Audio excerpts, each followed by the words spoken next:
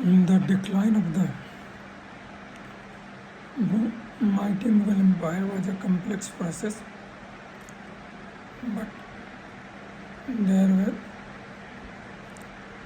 major factors involved in their decline. First of all, we will start with internal factors, weak successors. After Aurangzeb's death in 1707, the latter Mughals emperors were generally weak and ineffective rulers. They were often embroiled in court intrigue and power struggle, neglecting the empire's administration. Next is decentralization and rise of regional powers. The vast empire began to fragment as the regional powers, Nawabs and other local rulers asserted their independence. The Maratha, Sikh and other regional powers gained strength and challenged Mughal authority. Next is economic decline. Prolonged war and administrative inefficiency drained the empire's treasury. Second is the decline in trade and agriculture further weakened the economy. Next, increased taxation and corruption caused unrest. The most important factor, military weakness. The once formidable Mughal empire declined in strength and discipline. Technologically, advancement in European weaponry gave the British East India Company a military advantage. Court intrigue and factionalism, constantly fighting among nobles and court factions weakened the central authority.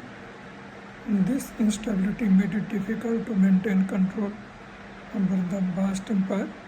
Regional policy, Aurangzeb's regional policies and religious policies caused much unrest and weakened the empire. The latter ruler were unable to repair the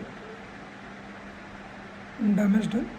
External factors, Nadir Shah's invasion in 1739, the Persian ruler Nadir Shah invasion and sacked Delhi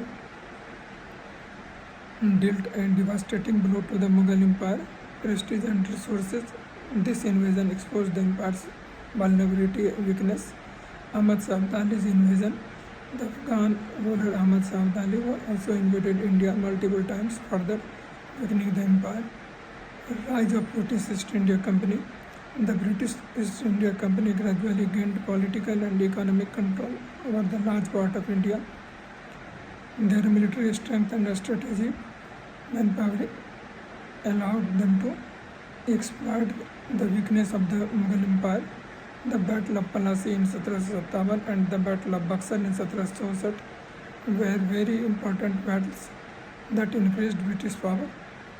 And the Indian Rebellion of 1857, although the Mughal Empire was already a shell of its former itself, the 1857 rebellion with Bahadur Shah II as a figurehead led to the final end